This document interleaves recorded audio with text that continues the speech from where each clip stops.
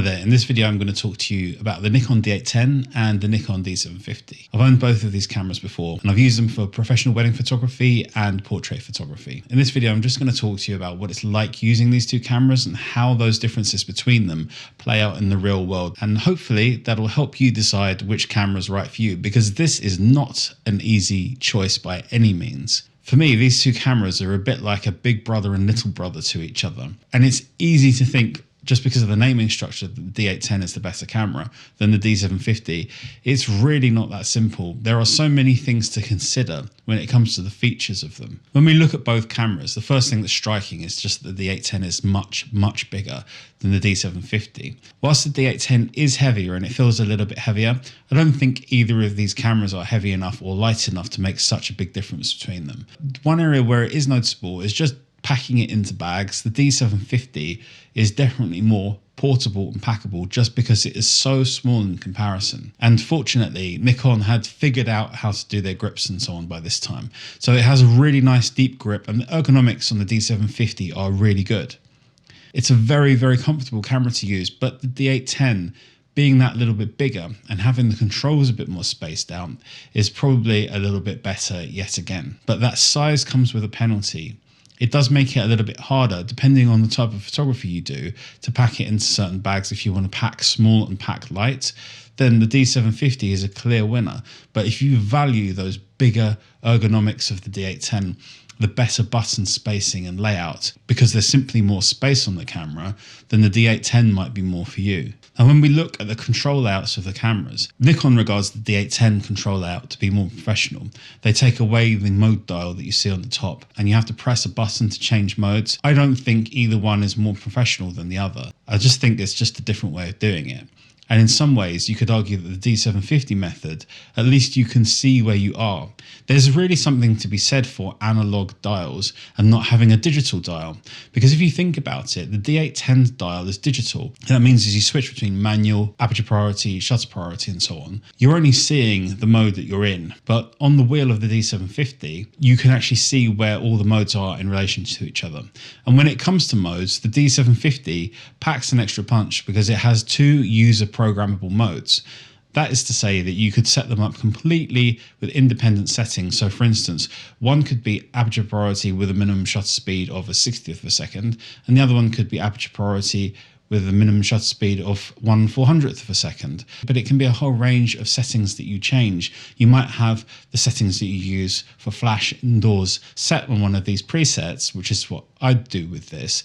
The D810 hasn't got that. If programmable custom modes like this are something that you think you're going to use, then the D750 has you covered. What it feels like to me is, with camera manufacturers, is that Canon and Nikon both didn't really understand that some of the things they regarded as a sort of amateur features are actually really useful just for everyone. So when it comes to tilt screens, this for me is probably the biggest separator between these two cameras, in my opinion. And the tilt screen, if you do landscape photography, it's a really big deal, because now you can do those low shots without having to crawl around in the mud. It makes life so much easier to have a tilt screen. It is one of the game-changing features, in my mind, that cameras can have on them. And if that means something to you, then it's probably really worthwhile considering it. So whilst you have, with the D810, a stronger feeling body, the D810 feels so professional when it's in your hands. And that, to me, is something that's addictive about that kind of camera body, especially from Nikon, because I don't think anyone else can quite do it the way that Nikon does it. If you like some of these portrait pictures that you're seeing from me, I'd encourage you to check out my portrait photography Lightroom editing masterclass, which is available now. I teach you how to do all the editing from start to finish in Lightroom with no presets, no plugins, and no filters. This is an online workshop, instant access once you buy it. Enrolling on a workshop like my one saves so much time in the learning process. You can shave off 2, 3, or 4 years, and it can really take your portrait work to the next level. So I really encourage you to check out the link in the description. It's very hard, even though the D750 has this dial on top and it has the tilt screen, you can't help feel that it's all a bit squished together and it all feels just a little bit too cramped. And I think that the big conundrum is can you live with the smaller camera body of the D750 for the tilt screen? But there's more to it than this. The D810 adds the round viewfinder. It's just bigger and better, and it's more comfortable. The smaller, more squared off viewfinder on D750 is actually like what you'd find on other camera manufacturers, really. It's just that the Nikon way of doing it with the round viewfinder, there's just something very nice about it. But before we come on to autofocus, let's talk about what the files are like from these cameras. On the D750, you have a 24 megapixel sensor, and on the D810, you have a 36 megapixel sensor. So it's quite a bit bigger. Do you notice the difference? Well, yes, of course you do. You do notice the difference. The D810 definitely has more resolution. The D750, I always felt was a little bit quirky and a little bit weird. It didn't seem to behave itself in editing software in the way that you would expect camera files to behave, which is a little bit hard to explain. But I know a lot of other photographers felt exactly the same, that it was just a bit weird and a little bit funky at times. Whereas the D810 behaves itself much better, and I think it's a much easier file to edit. And so for that reason, I think the D810 should then be bumped up quite a bit, because I found it much easier to get a pleasing result with the D810. Now, when it comes to the autofocus, again, the D750 for me just narrowly beats the D810. But I shot a couple of weddings where I ran the D750 alongside the D600, which was my camera for a really long time. I had the same keeper rate from both cameras, and for me this just means that the autofocus systems were both beyond what was needed already. I've always found that Nikon, for me, had the most reliable focus system when it came to DSLRs. It just could perform when the going got tough. And when you use these cameras, you can see that the D750 and D810 have very good autofocus.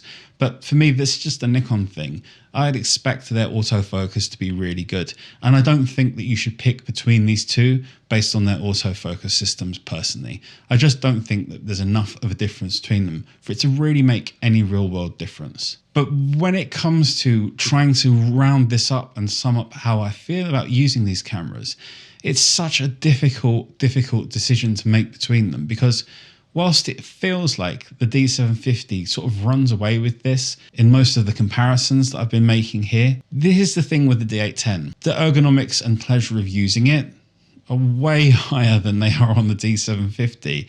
The D750 for me is just, it's all a bit too squished together. That might not bother you. If you shoot weddings, I would definitely go for the D750. I think it's just going to be easier to hold all day, and running around with two of them, it is perfection for weddings. I just think it's perfect. 24 megapixels to me is the absolute sweet spot. It's just perfect for wedding photography. You can crop a decent amount. It's such an easy system to carry two bodies with, and using that tilt screen every now and then for some shots to get some unusual angles. The focus is really slow with it, but it works. So you can get some unusual angles at times, and that will give you some different looks. And it's nice to be able to do that to get the camera away from your face. If you're doing portraits, my money's on the D810. I just think the way that the files edit is just nicer. So I would go for the D810. Plus also, I prefer the ergonomics on the D810. So I think the advantages of the D750 are lost when it comes to portraiture compared to the D810. I can only speak about the genres I shoot. So the last genre that I'm going to mention is landscape photography. And for landscape photography, this is tough because the D750 is lighter, easier to carry, and it has that tilt screen. The D810 is more robust, probably easier to use if you've got gloves on. Going to produce a better quality image technically, although I don't think it's necessarily enough of a difference for it to really make it, but the extra megapixels are certainly nice to have. But the D750 is easier to carry because it's lighter and it packs into your bag. Depends on how you do landscape photography. But that tilt screen, when you're on a tripod, getting those low angles, it's a game changer. It just is. It really, really is. But only one camera can win. Which is the best camera out of these two? And the answer, the best camera between the Nikon D750 and the D810 is